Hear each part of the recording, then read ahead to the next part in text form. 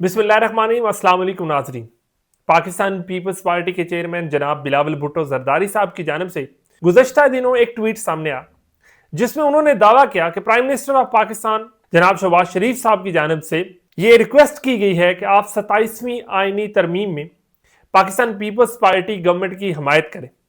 और इसमें जो मुजवजा तरामीम है जिसके बारे में बिलावल साहब ने जिक्र किया है उसमें removal of protection of provincial share in NFC है। दूसरी बात है जी एग्जेक्टिव मैजिस्ट्रेट जिसमें ट्रांसफर और posting, constitutional courts, appointment of election commission of Pakistan, article 243 में तब्दीली, education and population will go to federal government. इन मौजूआत पर तब्दीली के हवाले से जो वजीर आजम है उनकी जानब से पाकिस्तान पीपल्स पार्टी के जो चेयरमैन है और आसिफ अली जरदारी जो सदर पाकिस्तान है उनसे सपोर्ट मांगी गई है। अब सबसे पहले हम बात करते हैं कि जो removal of protection of provisional share in NFC है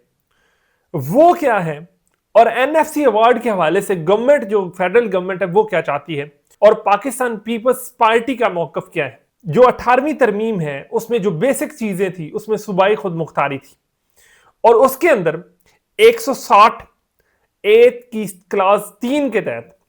जो एनएफसी है नेशनल फाइनेंस जो अवार्ड है उसके हवाले से जो टोटल शेयर है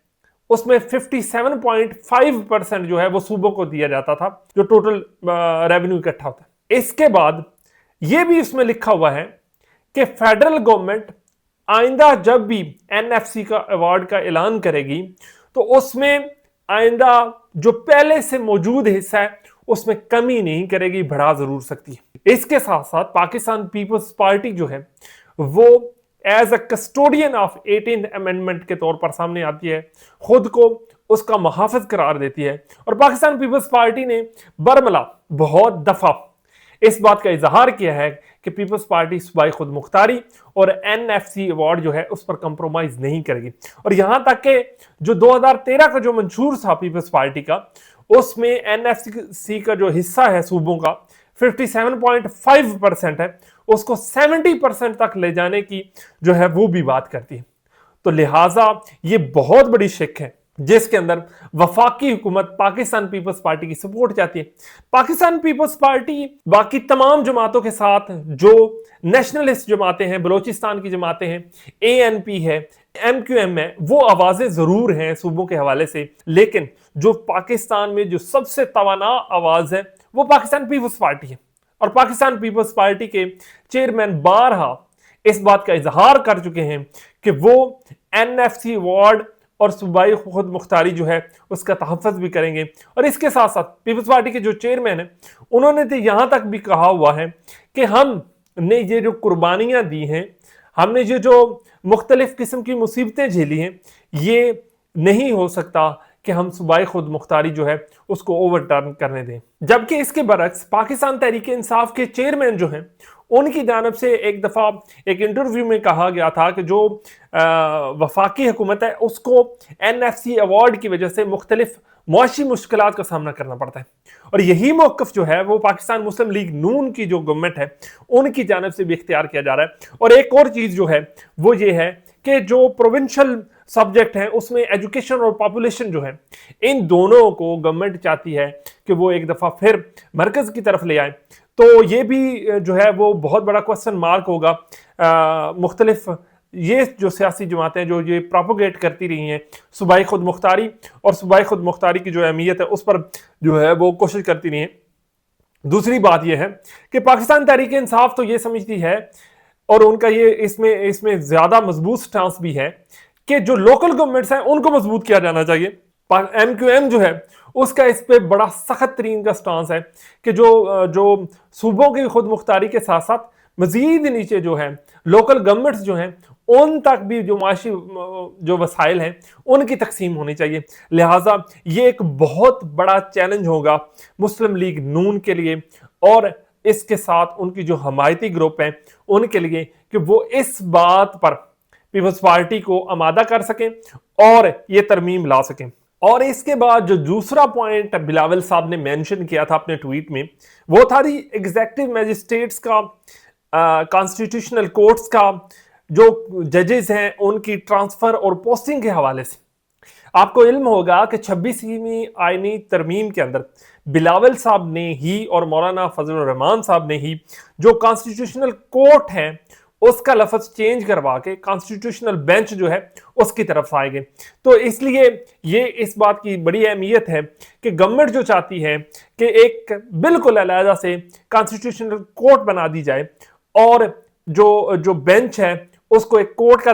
जो है वो दर्जा दे दिया जाए और बाकी मामला सुप्रीम कोर्ट जो है वो अलहदा से देखे। तो लिहाजा इसके हवाले से भी कंसेंसस डेवलप करना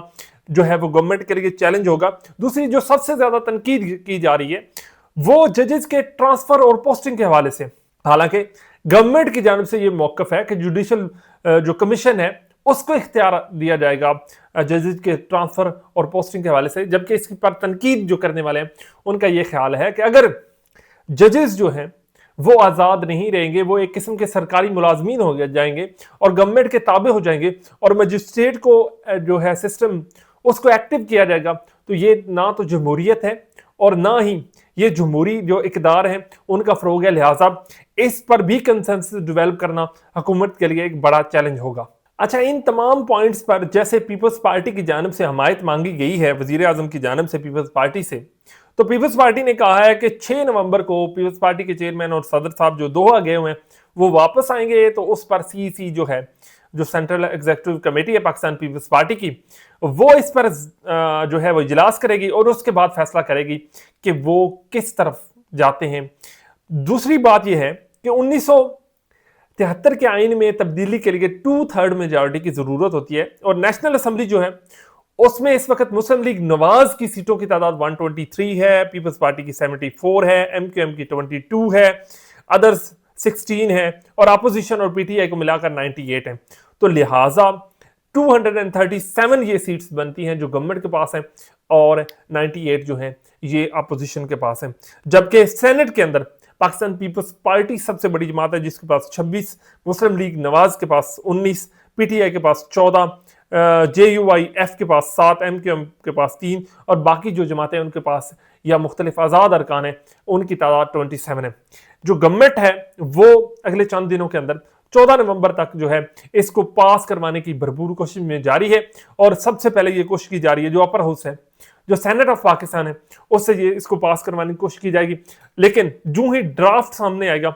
उसके साथ ही या पाकिस्तान पीपल्स पार्टी की जानब से कोई फैसला किया जाएगा, तो ऐसी ही सूरत हाल के अंदर जो है ये मुमकिन हो सकेगा कि जो आईनी तरमीम है वो हो सके। इसके साथ साथ पाकिस्तान पीपल्स पार्टी जो है वो ये भी अंदिया दे रही है कि पीटीआई की जानब से हमारे साथ तावन नहीं किया जाता, जिसकी वजह से हम सिस्टम को बचाने के लिए जो है वो गवर्नमेंट का भी फायदा उठा लेती है और अपोजिशन भी फायदा उठा लेती है। जबकि पाकिस्तान तहरीक इंसाफ का मौकफ ये है कि पाकिस्तान पीपल्स पार्टी जो है वो बी टीम का किरदार अदा कर रही है और वो जो है वो अपनी बारगेनिंग और अपने मफादात, जाती मफादात को सामने रखते हुए इस पर फैसला करेगी। जबकि मुस्लिम लीग नवाज जो है वो किसी भी सूरत हाल में इस चीज में तब्दीली चाहती है। बहरहाल देखते हैं कि आइंदा चंद दिनों के अंदर ये जो सियासी भूचाल आया हुआ है पाकिस्तान के जो बड़े जो इदारे हैं जैसे पार्लियामेंट और सेनेट में, तो देखते हैं कि ये ऊंट किस करवट बैठता है और इसमें पाकिस्तान के अवाम